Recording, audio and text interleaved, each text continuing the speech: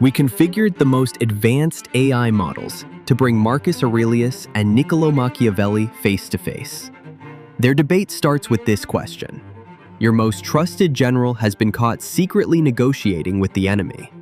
He claims he was buying time for your army. His plan might have worked, but he lied to you. What do? You remove him immediately, not with rage, with precision. Whether his plan would have worked is irrelevant. The moment he decided to act without your knowledge, he told every officer in your army that your authority can be bypassed. If you forgive him because his intentions were good, you've announced a policy. Anyone can go behind the emperor's back as long as they have a convincing excuse prepared. Hesitation is a disease that kills empires. My general lied to me, yes, but before I act, I must ask the only question that matters. Was his deception born from ambition or from genuine concern for the army he commands? These are not the same disease, and they do not require the same medicine. If I execute every man who acts from imperfect loyalty, I will soon command an army of cowards who never act at all. A man who must kill to prove his strength has already confessed his weakness. Confessed his weakness. Beautiful language, Marcus. Beautiful language gets men killed. You want to examine motives. While you're holding your philosophical inquiry, every ambitious officer in your ranks is calculating. If the general survives, they learn that going behind your back carries no cost. I've seen this in Florence firsthand. Piero Soderini was exactly your kind of leader. Thoughtful, fair, always examining motives. His fairness made him predictable. His predictability made him weak. His enemies removed him without breaking a sweat. Thoughtfulness is a virtue in a philosopher. In a ruler, it's a delay that your enemies will use against you. You confuse speed with wisdom. Soderini didn't fail because he was thoughtful. He failed because he was indecisive. These are different things entirely. I ruled for 19 years through plague, war, and conspiracy. Not by acting rashly and not by hesitating, by seeing clearly and then acting justly. You say every officer is calculating while I deliberate. Good. Let them calculate. Let them see that this emperor examines evidence before he acts, and that when he acts, his judgment is sound.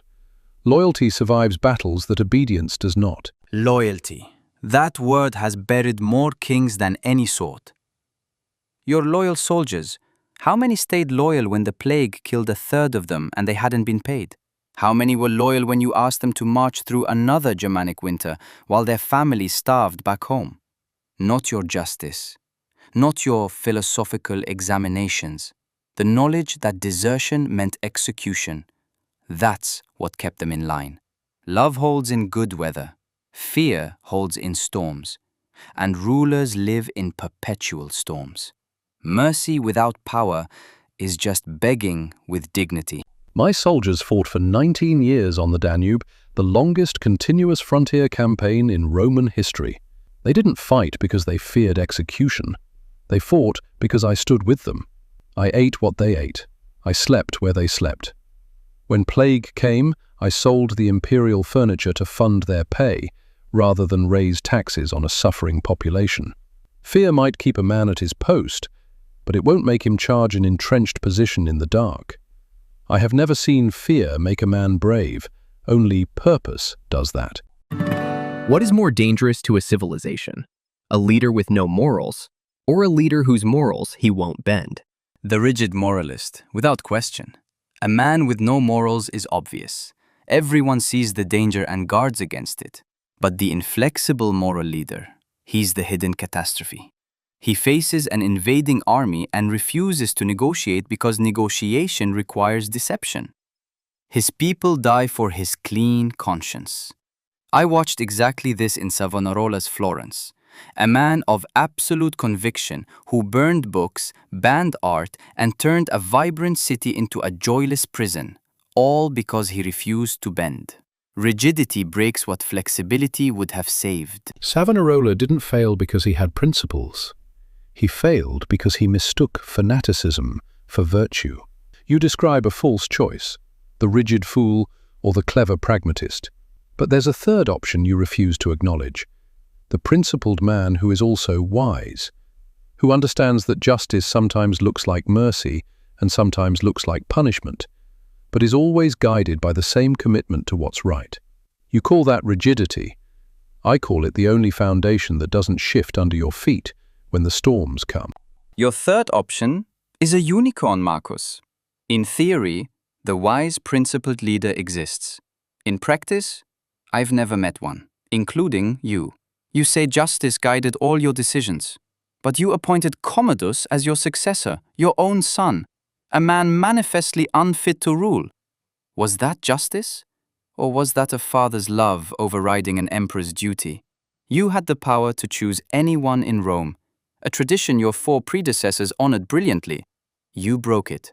Your principle bent, Marcus, at the worst possible moment, for the highest possible stakes. Yes, they did.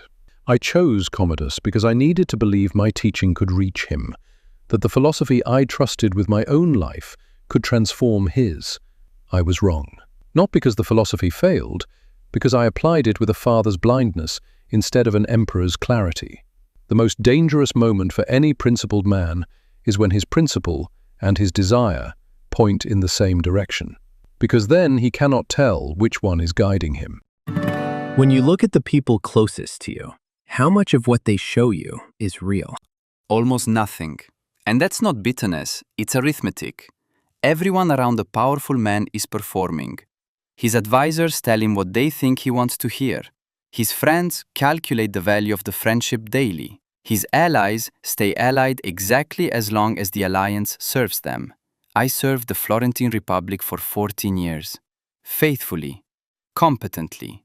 When the Medici returned, I was arrested and tortured within weeks.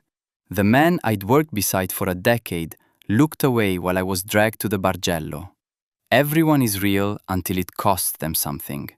Then you discover what was performance and what was person. I was surrounded by flatterers from the day I became emperor, men who praised every decision, who laughed at every observation, who agreed with whatever I said last. But I draw a different conclusion than you do. You say the solution is to trust no one. I say the solution is to need nothing from them that they can withhold. If my sense of worth comes from my own character, from whether I acted justly today, regardless of anyone's reaction, then their performances become irrelevant, not invisible, irrelevant. The man who trusts no one has already been defeated by everyone. That's a philosophy for surviving deception, not for detecting it. And detection is what keeps you alive. You need accurate reports from your generals, honest counsel from your advisors, truthful accounts from your governors. If they're all performing, your information is corrupted. Corrupted information kills rulers more reliably than any assassin. I don't trust no one out of bitterness. I've built verification systems, multiple sources for every report, advisors who compete with each other so their rivalries produce the truth their loyalty never would. You protect your character, I protect my information. In a crisis, I know which one keeps the empire standing. And I know which one keeps the emperor human. Your competing advisors, your engineered rivalries, they produce information, yes, but they also produce a court poisoned by suspicion, everyone spying on everyone else, every honest word weighed for hidden motive. I've seen what that environment does to the men who live inside it. It hollows them out. They become brilliant administrators who've forgotten what they're administering for. I'd rather be occasionally deceived while remaining capable of genuine connection than be perfectly informed inside a fortress of my own making. What is the one decision in your life that you cannot defend, even to yourself? Writing The Prince. Not the ideas. I stand by every word. The reason I wrote it. I was in exile, broken, stripped of everything I'd built in 14 years. And I wrote it as a gift to Lorenzo de' Medici, hoping, begging really, to be let back into the game. The man who wrote that a prince must never appear desperate wrote the most desperate letter in political history and attached the book to it. Lorenzo never read it, never acknowledged it. I spent months crafting the most penetrating analysis of power ever written, and I used it as a job application that was thrown in the trash. I violated my own philosophy at its core. Commodus. I've already named him, and there's no hiding from it. I had the most powerful position in the known world, a tradition of 4 brilliant adopted successors behind me, a dozen capable men who could have carried Rome forward, and I gave it to my son, a boy who, if I'm honest, I already knew was not fit for the burden. I told myself the philosophy would save him. That was a lie I told myself, because the truth, that I should pass over my own blood for the good of the empire, was a truth I could not bear. Every tyrant in history started as a man who told himself just this once. I was no different. That is the weight I carry. That confession is more honest than anything in my book, and it reveals something we both know but rarely say. The most dangerous lies aren't the ones we tell others. They're the ones we tell ourselves. You told yourself Commodus could be shaped. I told myself Lorenzo would read my work. We both believed our own performances. If you, the philosopher emperor who spent his entire life examining his own thoughts, couldn't see through your own self-deception when it mattered most, what hope is there for ordinary rulers? Every man has a blind spot exactly the size of his deepest need. And it terrifies me more than any enemy I ever faced on the Danube. Because enemies I could see. The lies I told myself wore my own voice and used my own logic. They didn't feel like lies. They felt like wisdom. That's why I wrote the Meditations, not as philosophy for others, but as daily warfare against my own capacity for self-deception. The man who knows he has a blind spot will crash less catastrophically than the man who believes he sees everything. Self-examination doesn't guarantee wisdom, but the absence of it guarantees disaster. If someone had just been given power for the first time, what would you tell them? Study what destroys rulers before you study what makes them great. Most people with new power ask, how do I use this? Wrong question. The right question is, what will take this from me? Generosity drains your resources until you must tax harshly or go bankrupt. Mercy emboldens those who see it as weakness. Trust places weapons in the hands of people who may turn them against you. I'm not saying be cruel. I'm saying understand the costs of every virtue before you practice it. The prince who gives freely without counting is loved in spring and overthrown by winter. The grave doesn't ask whether you were principled. It only asks whether you were prepared. I would tell them, the first thing power does is lie to you about who you are. Before you had power, you were a man with opinions. Now you're a man whose opinions become other people's reality. That gap between thinking something and imposing it is where most rulers lose themselves. Every night, sit alone and ask yourself 2 questions. Did I use my power today for the people I serve, or for myself? And would I be ashamed if every thought I had today were made public? If you do this honestly, and the honestly is the hard part, you will not become a tyrant. Not because you're incapable of it, but because you're watching for it. The world doesn't need more powerful men. It needs more men that power cannot corrupt. And there it is, the distance between us, measured in a single answer. You want to protect the ruler from himself. I want to protect the ruler from the world. Perhaps we're both right for different situations. But I wonder, Marcus, if your advice is so sound, why did you never give it to Commodus in a way that took hold?